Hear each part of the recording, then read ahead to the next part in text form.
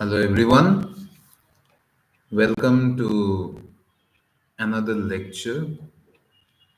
And this lecture will be about Derek Walcott, A Far Cry from Africa. This is a very significant poem. I will share the text with everyone for their aid. However, before I go into the poem, I shall first like to talk about certain issues that are there in the poem. For example, one of the major issues would be post colonialism. What is it? Why is it important? Why should we learn it? And so on and so forth. Now, you see, this poem is a post colonial poem. There is no doubt about it. There are certain issues which are related to it. So, we will read this poem in those lights. But before we talk about this poem, let us understand very briefly what is post colonialism. If I have to introduce post colonialism to a novice, I will be doing that. How should I introduce post colonialism to a beginner? So, as to say, what is post colonialism? Let us first understand this. Post colonialism is an intellectual, a critical movement that basically examines the lasting impact of colonialism on former colonies. So it explores themes such as identity, power, language, and the resistance the resistance in the societies which were once under the imperial rule. So, therefore, this field emerged as a response to colonial history and its continued effects on culture, politics, and literature. Now, if I have to talk about post colonialism, I have to give you certain ideas that develop the basic idea of post colonialism. The first idea would be colonialism. If there is a post colonialism, there must be colonialism. So, colonialism is basically the control and exploitation of one country by another. And this often involves economic, political, and cultural domination of one country by another country. As simple as that. Post colonialism from over here comes as a corollary. It is the study of the effects of colonial rule both during and after colonization in the former colonies. So, therefore, post colonialism does not happen after colonialism has ended, it begins right after colonialism begins. So, colonialism, post colonialism. So, from the part when the colonialism begins, that is the domain of post colonialism, my friends. So, what happens is that post colonialism deals with the effects of colonialism in the mind and psyche and literature of a country. So, I have spoken about one more term which is imperialism. Imperialism is a broader concept which refers to the expansion of a country's power through diplomacy or military force, and it is often related to colonialism to a great extent. All right. Now, what are the major themes that emerge from post colonialism? Now, look, this is a very brief discussion on post colonialism because our subject of discussion today is not post colonialism. But post colonial studies, we have generally seen that these studies address various issues which arise from colonial histories and their modern consequences, such as things like identity and hybridity. So, colonial subjects, they often experience a sort of cultural hybridity. That is, they have their indigenous culture which came before the colonize, which existed before the colonizer came, and they are simultaneously influenced by the colonial influences. Now, look, we live in India. as Indians, can we really distinguish after 200 years almost of colonialism the original Indian way of life and the original British way of life? Maybe to a certain extent we can, but they are so intertwined that sometimes the line between them becomes very, very blurred, and that is called hybridity. Now, Homi K. Bhabha has given a concept. The concept is of the third space. What is the third space? The third space describes how post colonial subjects exist between two cultures. So, neither do they fully belong to the colonizer culture, nor do they fully belong to their indigenous culture. So, they are living in a sort of third space. And this is what we will see in this poem, Derek Walcott's poem, because his poetry explores the mixed African and European heritage that he possesses. Now, again, there is the issue of language and power, which has been seen from multiple perspectives. There is a thinker whose name is Gugiwa Thiong'o. Thiong'o argues in his book Decolonizing the Mind that colonial languages like English, French, Dutch, and so on and so forth, they suppress the indigenous cultures and therefore they should be replaced with native languages. That is, imagine I am a Bengali. So, as my reaction to the colonizer master who were the English, the British, who came to Calcutta back at that time, I should reject their language and I should speak in my mother tongue, which is Bengali. That is Thiong'o's idea.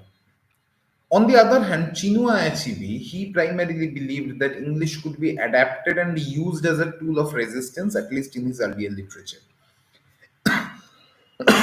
A good example can be taken from Chinua Achebe's text "Things Fall Apart," which is there in your syllabus of Sem 5 CU CBCS batch. When we shall deal with this, we shall talk about that. Although Achebe has later developed his idea in a different direction, and we shall talk about that when we shall look at Achebe. But for the time being, let us look at Achebe's earlier ideas.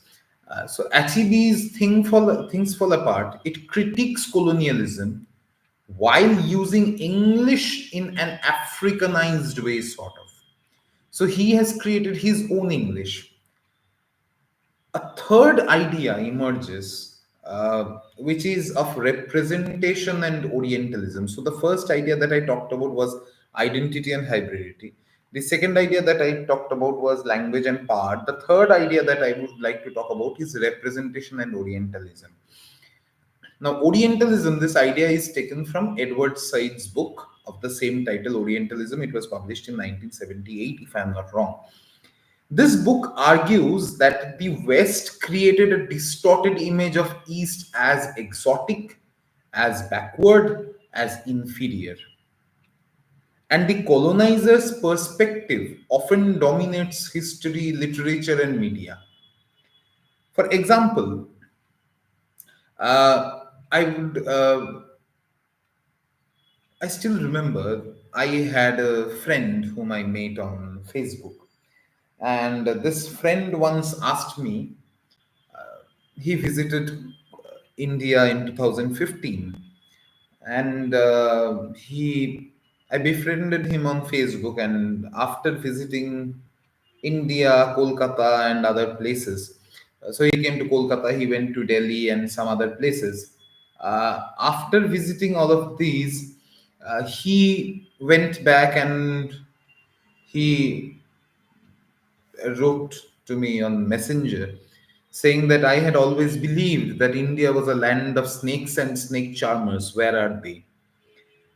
And this guy is a Britisher.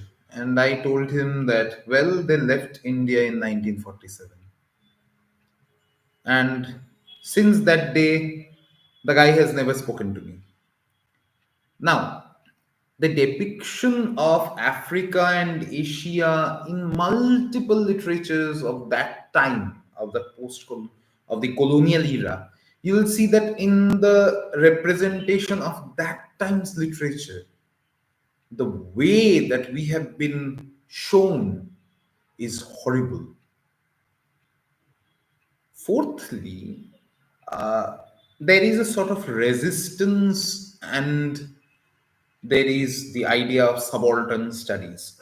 Now, the subaltern, which is a term taken from Antonio Gramsci, it refers to the most oppressed people in a society whose voices are often left unheard. Now, Gayatri Chakraborty's Spivak has a very phenomenal essay. I am using the word phenomenal in the absence of any other term. Uh, the name of the essay is Can the Subaltern Speak?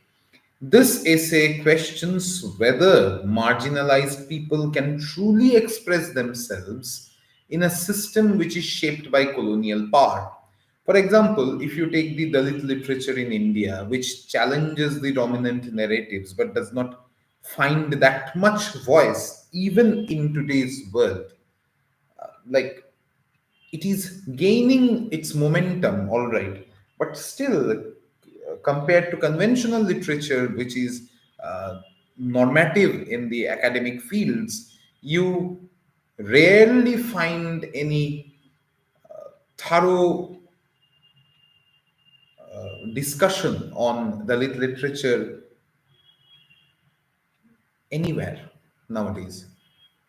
People are working, they're working very hard. Many people I know, they are working very hard with the literature, but still in the mainstream academia, they have not gained that much of a footing which they should have, and that is a big problem. So there is that resistance, and subaltern studies fits in over there.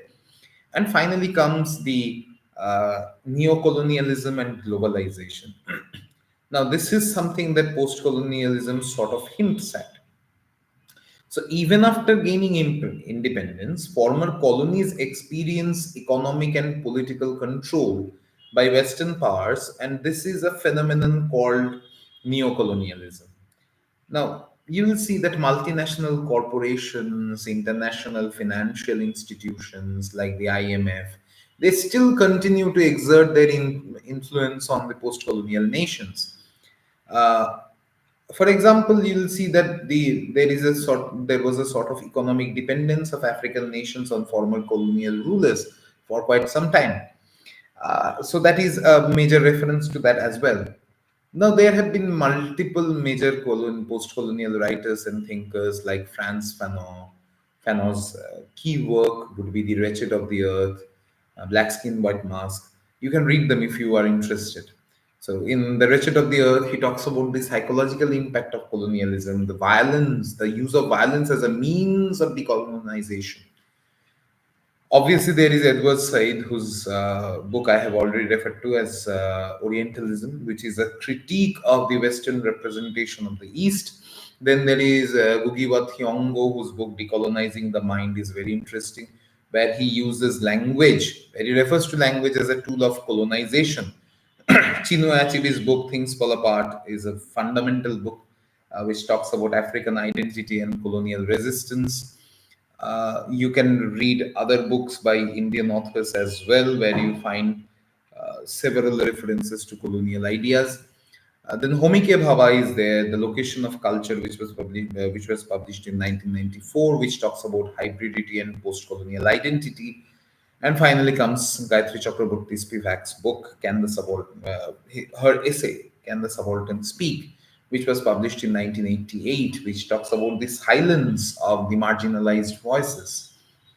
So, from Indian perspective, you have Midnight's Children by Salman Rushdie, Thiong'o's you have Petals of Blood, Walcott's A Far Cry from Africa is obviously one great book.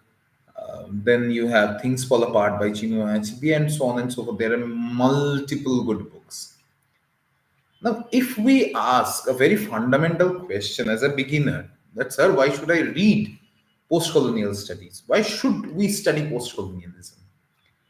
Number one is that my answers would be I have three answers. Number one is that It helps us to understand how colonial history continues to shape the modern world. Therefore, it is not redundant. Number two is that how it challenges dominant narratives and gives a certain voice to the marginalized perspectives of the colonized.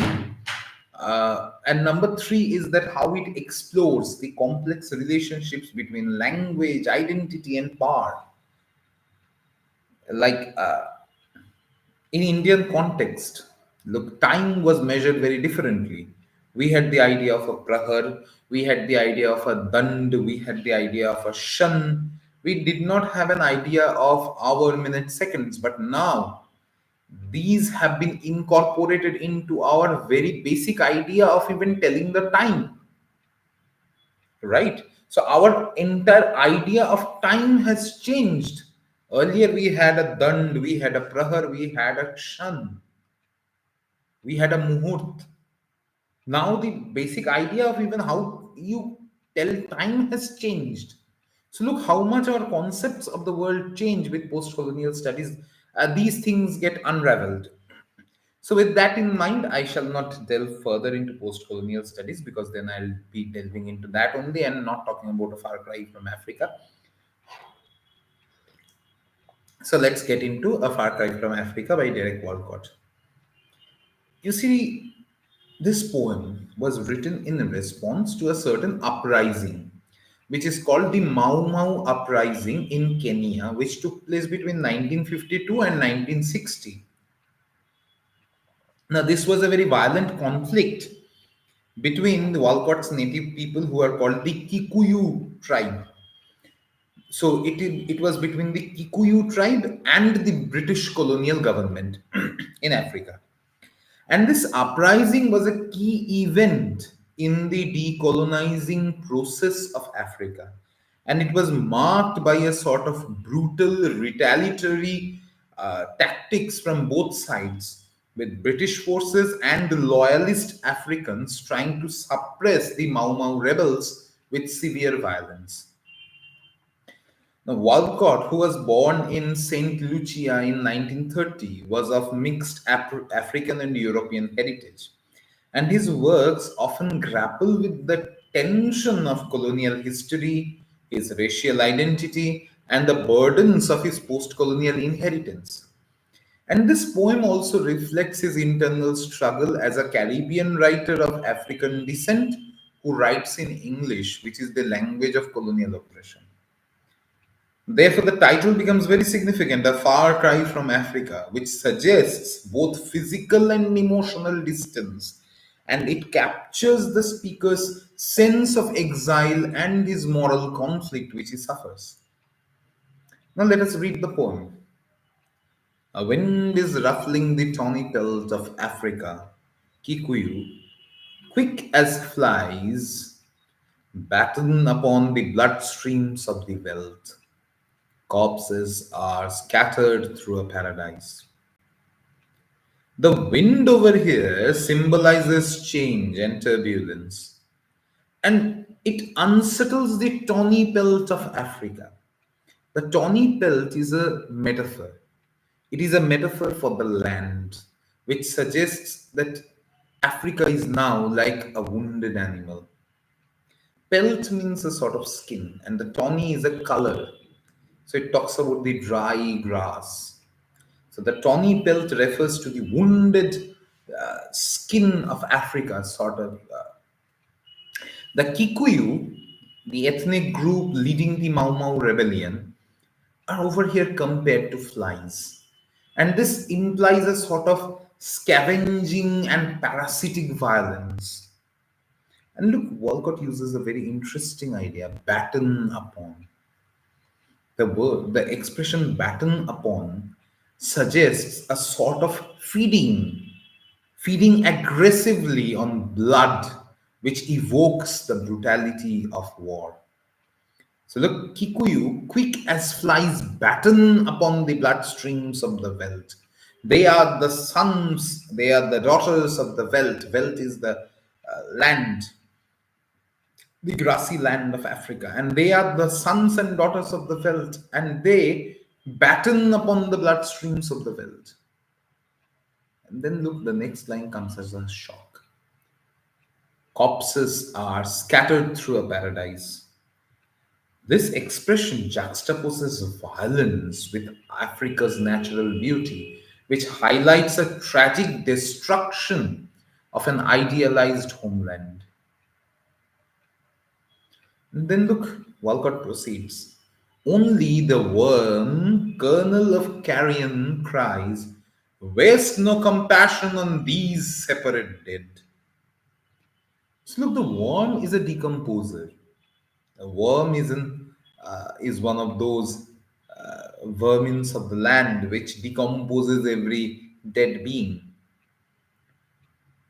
So it is personified as a kernel of carrion. This kind of signifies and symbolizes the inevitability of death and decay in a war. And the dismissive tone in the expression West no compassion, it reflects the colonial justifications of violence and the dehumanization of victims. As if those who have died in the decolonizing process were not individuals but as a group, as a coterie, they are non humans, inexistent to the eye of the people in power. And therefore, they should not be individually mourned, rather, they should be dismissed as a group of rebels who have been easily slaughtered and easily wiped off from the face of history. And look, Walcott talks very interestingly about how history looks at it, how statistics looks at it. So Walcott says, statistics justify and scholars seize the salience of colonial policy. So now war is very significantly reduced to numbers. Individuals going into war, individuals fighting for their rights, individuals fighting for their home countries are now suddenly becoming numbers. And the scholars, the white collar civilians, the white collar elite, the erudite, the so called intellectuals of the society are rationalizing violence rather than acknowledging the human suffering.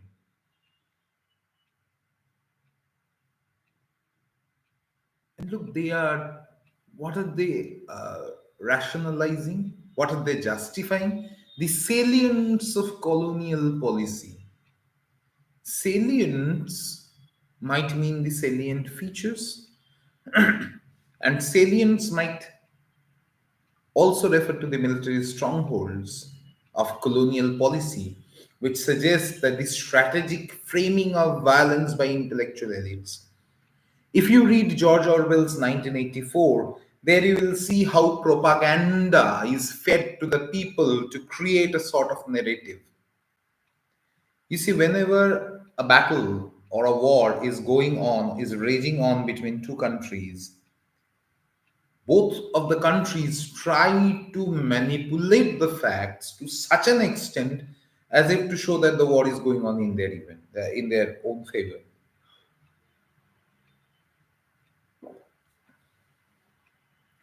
So this is a very interesting way of looking at it. So everybody is trying to justify, but nobody is trying to analyze. And therefore, Walcott also talks about colonialism and propaganda, the decolonizing procedure and the propaganda behind it. What is that?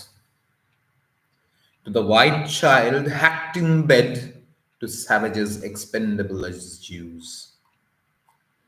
These two lines are very, very powerful, if you ask me. The rhetorical question, what is that to the white child hacked in bed, is very interesting because it shifts our focus to the colonial brutality and it refers to the murder of white settlers. So look, both the colonizer master and the colonized slave are on the receiving end of colonialism. If you read George Orwell's essay, Shooting an Elephant, there is a line, a sahib has got to act like a sahib. See, if you are a colonizer master, the colonized slave looks at you as a tormentor, and even if you do not want it, you have to play the role of a tyrant. Look at this line. What is that to the white child hacked in bed? Now imagine a colonizer master has come. He might be ruthless. He might be a true tyrant. He might be a Nero. He might be one of the greatest tyrants of. He might be a Torman. He might be a Mihirkul. He might be anybody. He might be a Hitler or a Mussolini for that matter. But does that really mean that his child, a little child who was sleeping in his bed, he might be a white child, does that mean that the child should suffer the pangs of colonialism? That is a major question that Walcott posits. Again, he in the very next line he asks a different question. He's looking at both sides of the same coin. To savages expendable as Jews. Line is deeply ironic, deeply so. Europeans who justified colonial violence by calling the Africans the savages, they had themselves treated the Jews as expendable during the Holocaust. And look, this exposes the hypocrisy of the moral justification in racial conflicts. If you think that your race is superior to somebody else might think that their racial superiority is against you. See, if I think my race is superior to XYZ, one A might think that my race is inferior to his own race. These are subjective prerogatives, these are subjective positionings, these are subjective self positionings, and there is actually no historical basis for this. If that is the question, my friends, then let me ask you in the same language that Derek Walcott asks, what is that to the white child hacked in bed? He is a victim.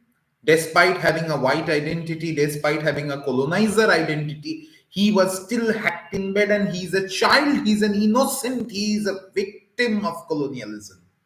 On the other hand, to savages, that is the Africans who are considered to be savages, if you go and read your Shakespeare, read The Tempest. There, Prospero, who has come to Caliban's island, he accuses Caliban that you have raped my daughter. And Caliban is now through with Prospero. He's saying that, okay, I have raped your daughter. Good.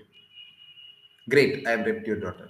And if were I successful in raping your daughter, I would have been able to create thousands of Calibans and repopulate this island. So accuse me of anything. I don't care.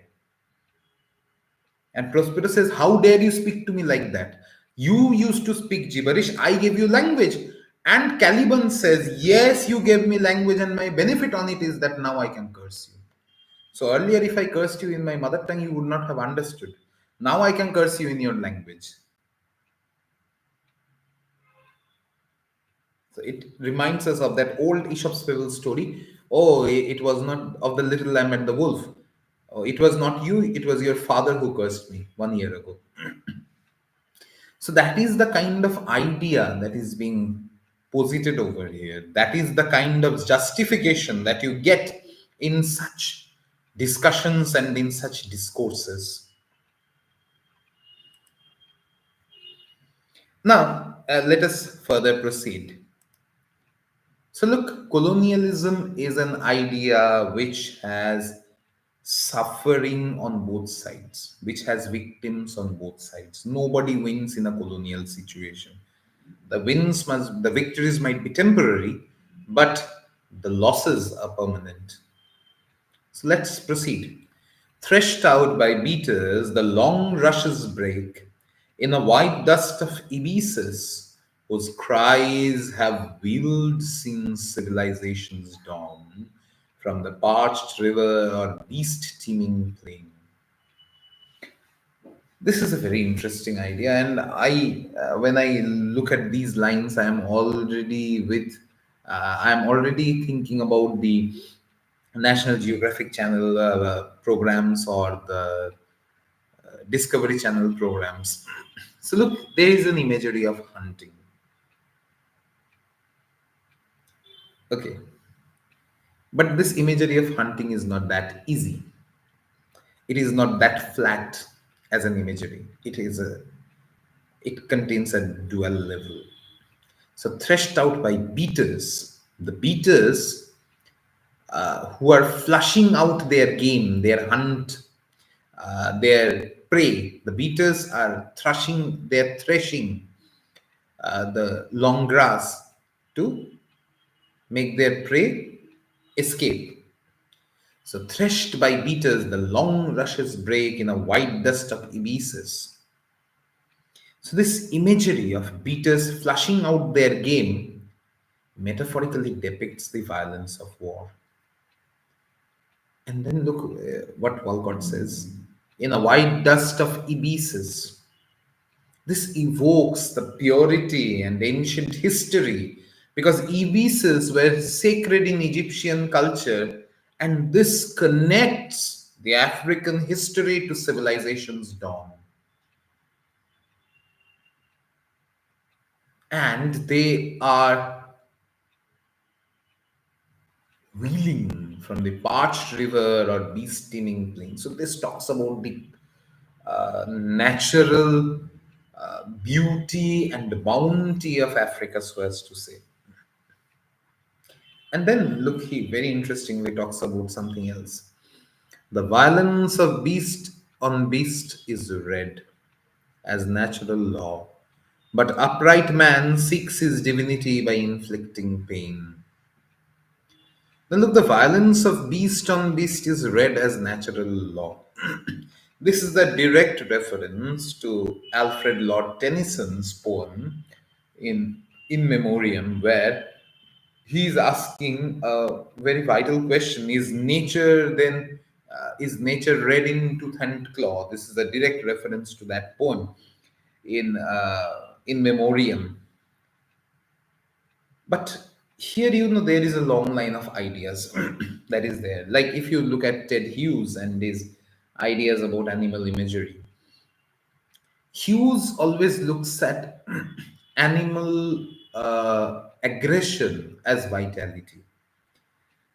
Like imagine for one moment a lion is going to hunt or a tiger is going to hunt. The tiger or the lion or any predator for that matter will not hunt more than what it needs. So if it needs, say, 10 kgs of meat, it will hunt an animal of that degree. And when it is fully fed, it will not go after any other animal until it is hungry again.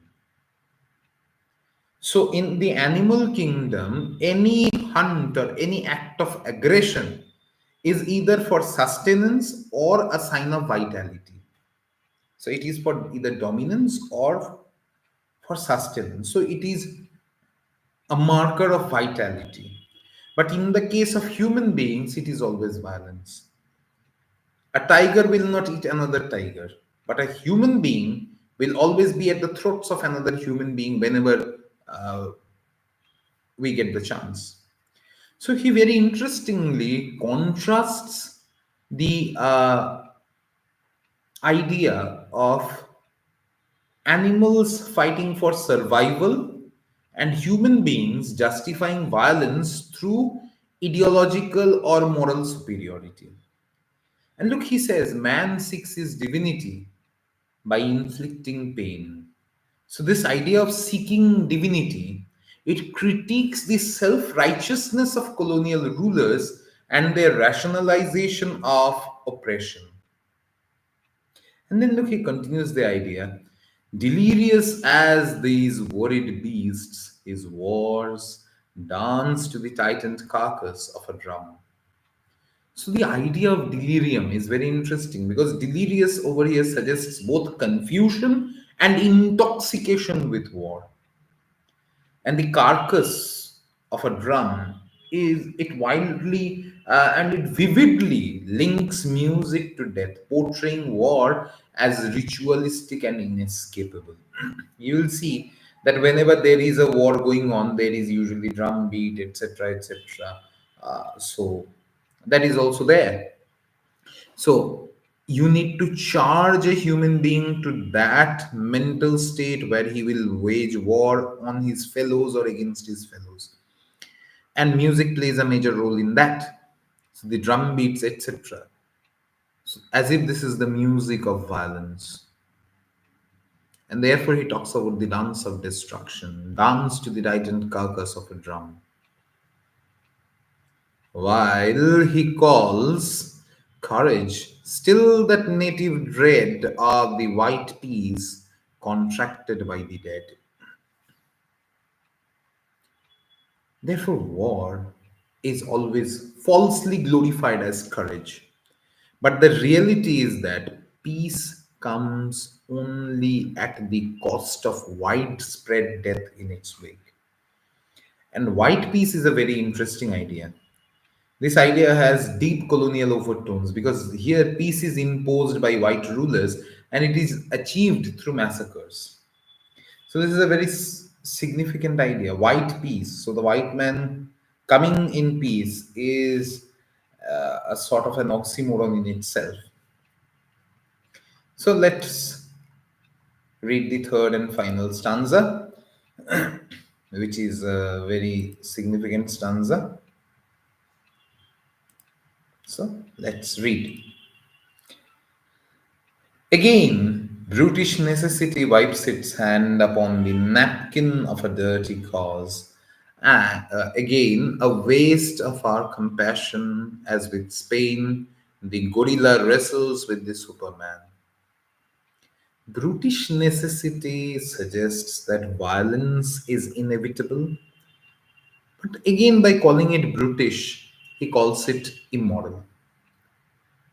And napkin of dirty cause evokes uh, the it is a Christian reference of the Pilate washing his hands of Jesus's fate. And here Walcott seems to refer that violence is excused as inevitable or necessary. So sometimes we refer to violence as inexcusable, sometimes sometimes we refer to violence as an excuse, and we say that violence is inevitable, it is necessary violence, it is a necessary evil. And look, the expression as with Spain most likely refers to the Spanish Civil War, which was another brutal ideological conflict of the contemporary world. And the final expression of the gorilla wrestling with the Superman is a very interesting idea because here he alludes to the racist caricature of Africans as animals on the one hand, and on the other hand, the idea proposed by Friedrich Nietzsche of the Übermensch or the Superman, which highlights the colonial racial ideologies. That is, the colonizer master thinks of himself as an Übermensch in the same line of Nietzsche's ideas. He thinks of himself as the Übermensch, the Superman. So it is a battle between the philosophical Superman and the racial gorilla. So these two ideas are pitched poignantly against each other. Because you see, colonialism has as its basis the enlightened despotism. That is, the justification of colonialism in the early times was that the natives were savages, the colonized were savages, and the colonizer master was likely there to educate them, enlighten them. So, this enlightened despotism is the very basis of the philosophical premise and praxis of colonialism. I, who am prisoned with the blood of both, where shall I turn, divided to the vein? So now comes Walcott's mixed heritage, which places him in an existential crisis. He is neither fully African nor is he fully European. And the idea of being poisoned suggests a sort of inherited guilt and the burden of historical violence that he bears in his veins. I, who have cursed the drunken officer of British rule, how choose between this Africa and the English tongue I love? So he has condemned British colonial rule on the one hand, yet he cannot reject the English language, which is the medium of his own artistic expression. This is a very interesting idea. Betray them both or give back what they give. So, this is the moral dilemma. That is, should he reject both cultures and engage with them, or should he engage with them despite their flaws? So, what to do? Do I leave both, or do I engage with them both with both their faults? And the idea give back what they give suggests an endless cycle of violence and resistance. Also, this might refer to the idea of the empire writing back in a sort of way.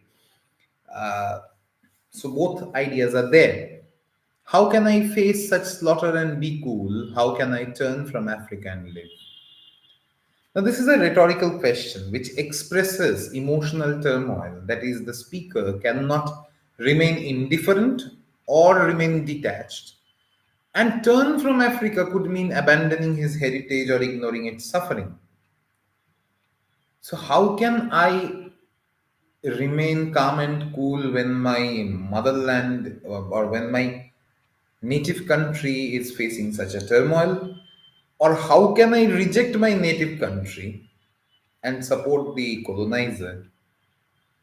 How can I abandon my heritage and ignore the suffering of my native people? So he is in that no man's land, which is very interesting.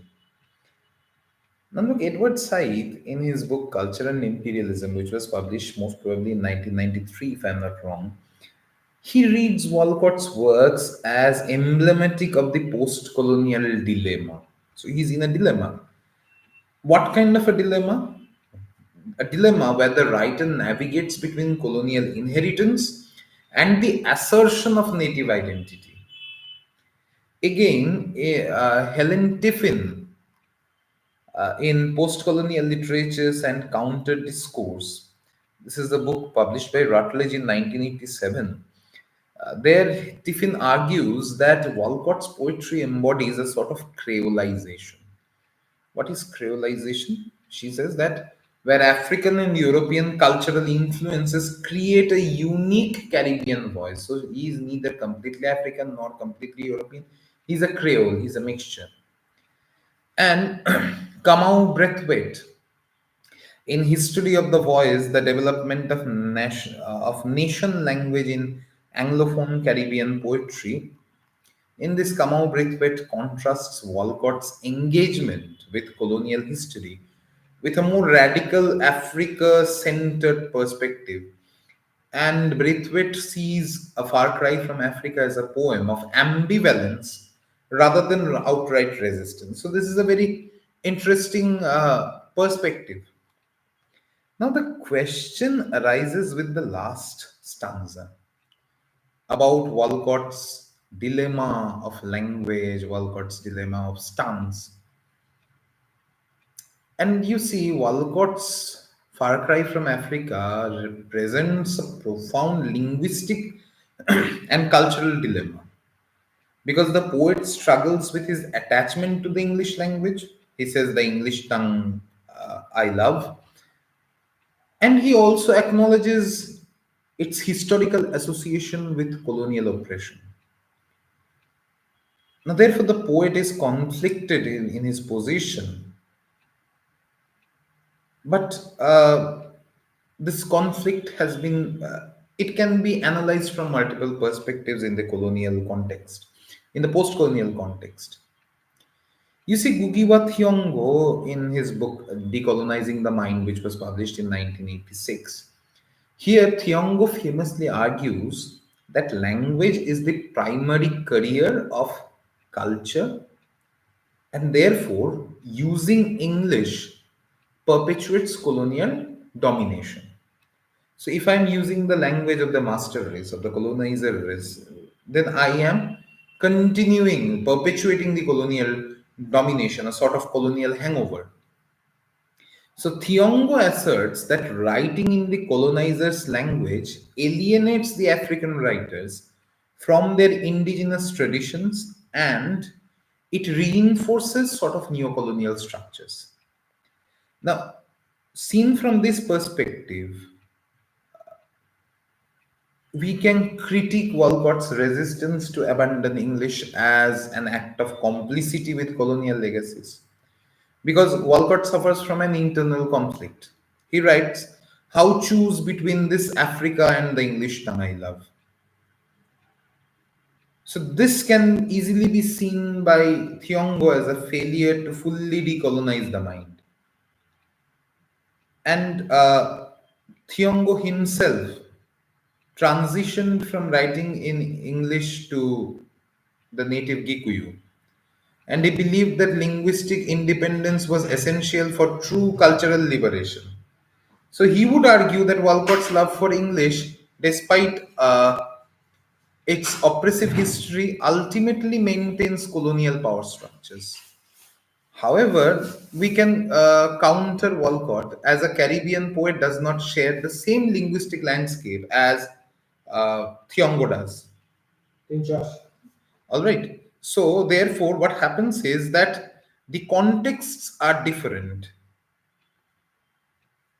Therefore, one second, please.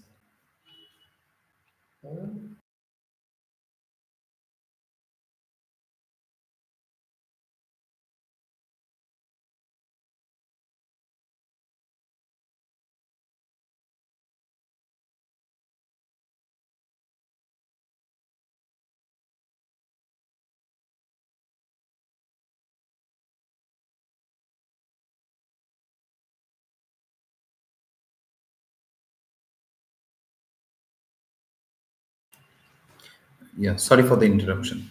So, we can say that compared to Thiongo's Gikuyu identity, uh, Walcott's Caribbean identity is a bit different. He did not share the same linguistic landscapes as Thiongo did, because Thiongo had indigenous languages like Gikuyu as a viable alternative. But the Creole heritage of the Caribbean complicates the linguistic purity issue. So, this would perhaps make Walcott's dilemma less about betrayal and more about the suggested impossibility of returning to a pre colonial linguistic state. Now, there is another perspective from which we can look at it, and that is Achibi's perspective, where at least the early Achibi thinks of English as a weapon against colonialism. Now, Achibi takes a more pragmatic approach to the linguistic question.